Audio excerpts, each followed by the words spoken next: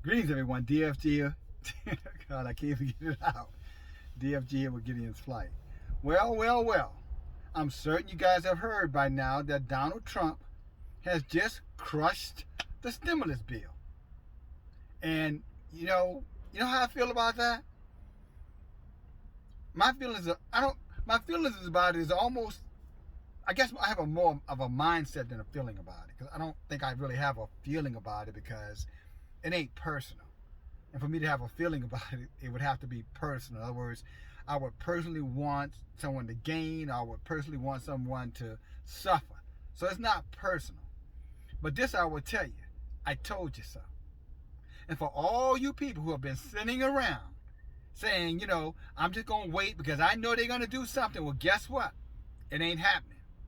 Matter of fact, Trump's direct remarks on this is that he's going to wait till after the election, once he gets re-elected. Let me emphasize that. Once he gets re-elected, can I give it to you one more time?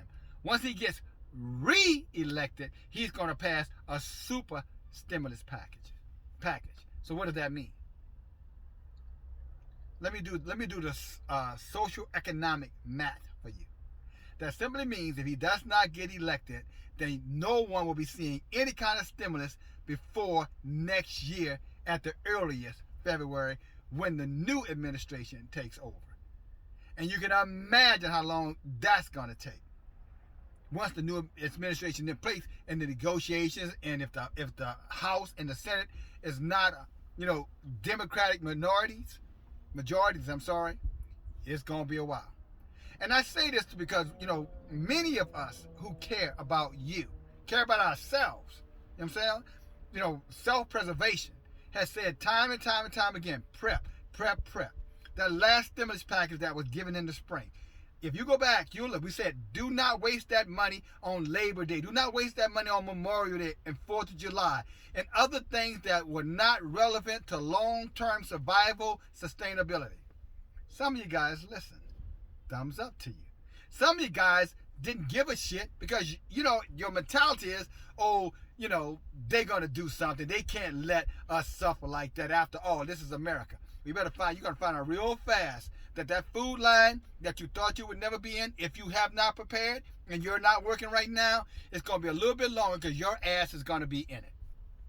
And you're there because, like Yahuwah said, you had ears to hear, but you did not hear. Your eyes were open to see, but you would not see. The stock market was a clear indicator, and we've talked about this before, especially you, Judah. We talked about how can the stock market be doing so well, and they've got to give people money just to buy things. The stock market, we're a consumer nation. We consume things. We're not a manufacturing or producing nation. We don't build things and send them abroad. We buy things and take them home. In an economy that's set up that way, if people aren't working, it's impossible for the stock market to be booming unless it's being supplemented some little kind of devious way, backdoor way to give you the illusion that your investments or that your 401k is safe. Anything to keep your money into that market, into that giant Ponzi scheme until there's nothing left of your resources. And then they're going to tell you, okay, show's over. Now go home with your broke ass. This is sounding cruel. And I want it to sound cruel. I want it to sound brutal because I want it to resonate in your mind. And it's not going to resonate for some of you guys today. It's going to resonate about 2 or 3 weeks from now, about a month and a half from now, when it starts to get cold and this real coronavirus gets out there and start kicking ass and people start getting sick and people start dying, and the damn thing that you could do about it but to submit yourself to whatever direction that they're going to give in terms of taking the vaccine and any other kind of direction to get the next welfare program, stimulus program that they come up with, which they're going to make you beg and they're going to break you down until you succumb to whatever it is they want you to succumb to. And then, and only then, if Trump gets reelected, you might get it. And it's sad, but this is what it's come down to for a lot of people in America, especially you, Judah. Because Judah has a tendency to ride the wave. Judah has a tendency to sit around and see what's going to happen before it actually does something.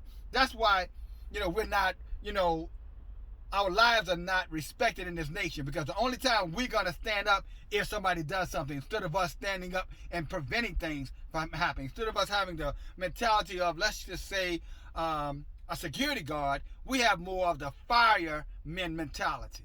You know, the fireman comes after the fire has started, but the security guard mentality is he's watching or she's watching to ensure nothing happens. And until we get that mentality, then we're going to continue to be the ass end of every situation that is detrimental to the well-being of a nation of people. And you know, again, now I'm going to be emotional about it. It breaks my heart, because I do have skin in that game. How that we will be rebellious, and how we will resist the truth, how we will reject knowledge, only because it comes from other Judeans, you know, because it comes from other Hebrew Israelites. Because one of us is saying you dismiss it, but if Esau says it, you know, you run with it. You need to remember what Esau actually did. What was Esau's initial crime? You remember Esau's initial crime, Judah? Is that he cared more about right now than he cared about tomorrow. And we have taken on the ways of Esau, living for the day without any regards of planning and being prepared for the morrow. So therefore, any trick, any action, any violence, any threat, any disease, any epidemic, any pandemic, whatever it is out there, is always going to catch us off guard and unprepared, because we have the mindset of a damn 8-year-old. Many of us, not all of us, obviously not all of you. But again, the scripture tells us Yah's people, talking about Judah, Israel, are destroyed for a lack of knowledge and a lack of understanding. And what is it that you not understand? This government was not created to sustain you and your kind, Judah. This was a nation built by white people for white people. Do you get it? And don't get me wrong, you know, some of them are suffering just as bad as some of us. Some are going to be even worse situations than some of us. But from a majority perspective, percentages wise, it's going to be 2-3 times more of us that are going to be in a serious situation for a starvation in the upcoming months. And on top of that, extremely ill because of this new rollout of COVID-19. And again, a lot of it could have been avoided had we just taken heed and taken caution. As Yah said, if my people who are called by my name, if we would just stop being so arrogant and high-minded and humble ourselves and communicate with Yah, he said, I would have healed your land, and I would have turned away the evil against you, the curses amongst you. But like he said, if, that word if, that's the operative word, if, means that it's good, just like if it's almost that word maybe, maybe not. Maybe, maybe not. And until we get away from a maybe, maybe not mentality, there's going to be a certainty that we are always going to be getting our asses kicked. And not only by Esau, but by the Moabites, by every other nation that's in this country. You know why? Because they look at us as the toilet paper in which they wipe their ass with, because they look at us as a people and they say these people, you know, they have no direction. These people have no fundamental truths about them, no more than, you know, eat, drink, and be merry. So why should we reverence them? Why should we respect them? They don't move, you know, in a power block. You know what I'm saying? They don't stand up for each other. They'll fight, kill, murder, slaughter each other at the slightest notion, the slightest unction, the slightest urge. And unfortunately, guys, they're right. It can change. It can start right now, today.